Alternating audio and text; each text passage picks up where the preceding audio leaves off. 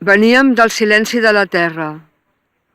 Sabem escoltar els batecs del vent dalt de la plana i pels camins entrecreuats i antics.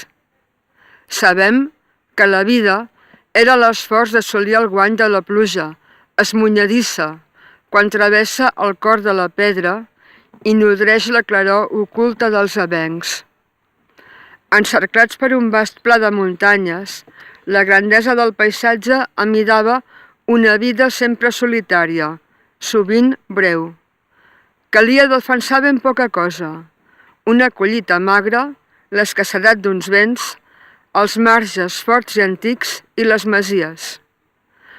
Els capvespres murmuraven pregàries per conjurar els colors de la llum, fins que baixàrem a mar per reptar la fortuna i guanyar-nos el pa entre els nostres semblants.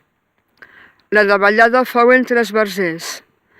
Ens vam endur l'enyor de boscos i d'arrels, lligat dins un farcell amb roba i utillatges, i l'ordre del paisatge, ulls endins, vam cloure per sempre una vida de segles. I retornem cada any a la crida d'algú que ens fa memòria dels orígens, refent el traç i els camins del guiatge.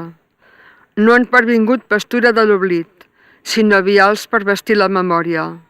Acomplim la festa, els rituals, i en acabar, ens enduem un feix menut amb l'olor de la terra, la imatge de la plana, un petit univers de rostall solcat prop de la vinya.